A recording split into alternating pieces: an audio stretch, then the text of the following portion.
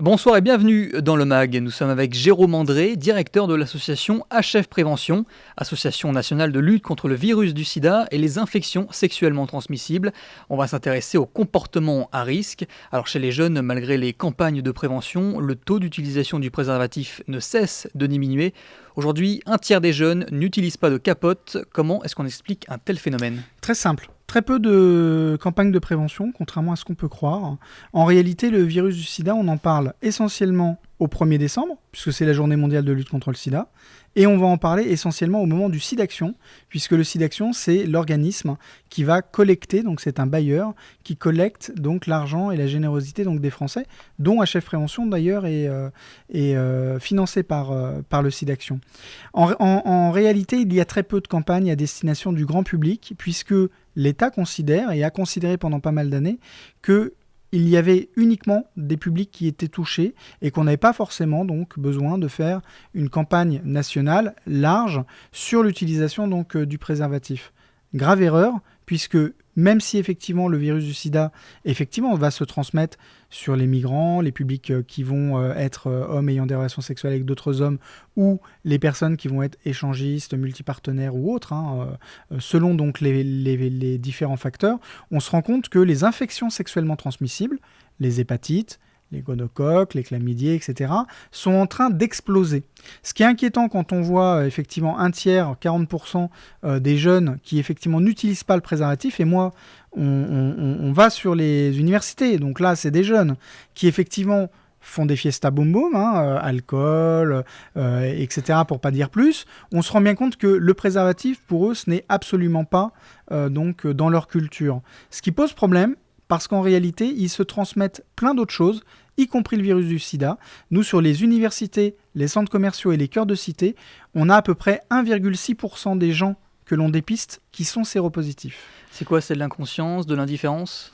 Aujourd'hui, on ne meurt plus du sida, puisqu'effectivement, il y a des médicaments, les trithérapies, qui permettent, s'ils sont bien utilisés, s'ils sont bien pris, de pouvoir éviter donc de décéder et donc de mourir du sida. Donc forcément, on est dans une maladie où les gens se disent qu'ils n'ont plus besoin de se protéger, puisque quand bien même ils deviendraient séropositifs, s'ils sont dépistés à temps, ils peuvent effectivement vivre. Alors c'est effectivement la réalité des choses.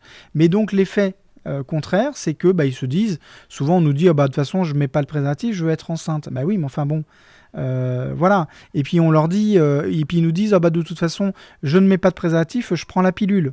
Oui, mais la pilule, ça protège ni du sida, ni des infections sexuellement transmissibles. Donc du coup, on a une recrudescence des infections sexuellement transmissibles, notamment l'hépatite C, notamment les chlamydiés, qui du coup arrivent très fortement sur les jeunes, et malheureusement, donc les jeunes le prennent de plein fouet. Alors que théoriquement, rien ne devrait empêcher un jeune d'utiliser un préservatif. Il en existe de toutes les tailles, avec des parfums. Il y a des préservatifs masculins, féminins. Ils sont même de plus en plus fins, pour plus de sensations. Et les marques, on a l'impression, font de nombreux efforts pour rendre la chose plus rigolote. C'est-à-dire que les marques, ils essayent de diversifier le produit. Ils font maintenant des produits complètement high-tech. C'est de la Ferrari du préservatif, en tous les cas en France. Et c'est vrai que pour le coup, il y en a des nervurés, il y en a qui sont à différents goûts, différentes tailles, différents profils, il y a aussi des anneaux vibrants, enfin les marques essayent vraiment de mettre le paquet. Le paquet, c'est le cas de le dire, je n'osais pas le dire, mais sur effectivement la technologie, parce que aujourd'hui, on ne peut plus entendre « moi je ne mets pas le préservatif, je ressens rien avec ». C'est pas vrai.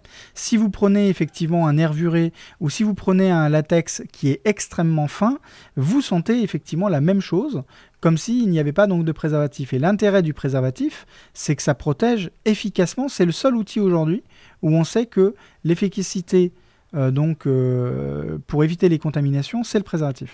Alors chez les homosexuels, le préservatif n'est pas systématiquement utilisé lors de rapports sexuels. Quelle est l'explication que vous donnez à ça ?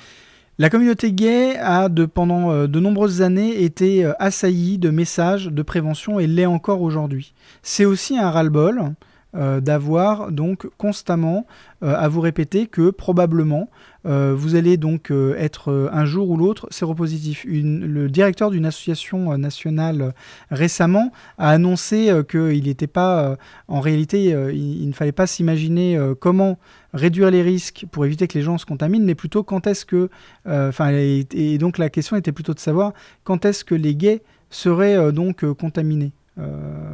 Donc ça pose de vraies questions, y compris sur la méthode de faire de la prévention en France. Et ce qui est sûr, c'est qu'aujourd'hui, il y a un relâchement de la communauté gay, mais c'est un relâchement qui, de toute façon, est néfaste, puisque aujourd'hui, un gay sur 5 est quand même séropositif. Donc ça pose des problèmes. Alors comment est-ce qu'on fait prendre conscience qu'il faut se protéger en toutes circonstances ? Malheureusement, on répète sans cesse les messages de prévention et après, c'est ce que je dis souvent, les gens sont maîtres de leur prévention et c'est à eux de prendre leurs responsabilités et c'est souvent ce que je dis quand on fait des dépistages. Les gens me disent « S'il vous plaît, dites-moi que je n'ai pas le sida ». Je leur dis « Écoutez, je ne fais pas le résultat ». Le résultat, c'est eux qui l'ont fait de par leur prise de risque aussi et c'est compliqué. Pour eux, effectivement, ils ont l'impression « Ah bah c'est bon, je suis séronégatif, je sors de l'unité mobile ». Basta, j'y pense plus. Notre travail à nous, c'est de faire en sorte que même s'ils sont séronégatifs, il faut qu'ils le restent. Et qu'ils y pensent. Et qu'ils y pensent. Donc la vraie question, c'est quelle est l'efficacité des campagnes de prévention, y compris sur le grand public, quand le grand public n'est pas à même de pouvoir se dire que ça les concerne. Pendant trop d'années, on a dit que c'était que les gays. Alors, autre comportement à risque, on en parle beaucoup moins dans les médias parce que ça reste un sujet tabou, et pourtant c'est un phénomène connu et où il y a des risques accrus de contamination, sida ou autres infections sexuellement transmissibles. Je veux parler des pratiques plus atypiques, lieux de drague, prostitution. C'est un public qu'il faut sensibiliser ? Alors, nous on a sorti les chiffres de 2014, effectivement sur les lieux de rencontre extérieurs, parking, forêt, aire d'autoroute, où HF Prévention intervient. On est l'une des seules associations en France à le faire. Avec on est à camping-car. avec nos camping-cars, exactement. On est à plus de 8% de personnes séropositives. Il faut quand même se rendre compte, un centre de dépistage, c'est en moyenne 0,2%. Dans les universités, les centres commerciaux et les cœurs de cité, on tourne à 1,6%, alors que dans le milieu gay, c'est 1%.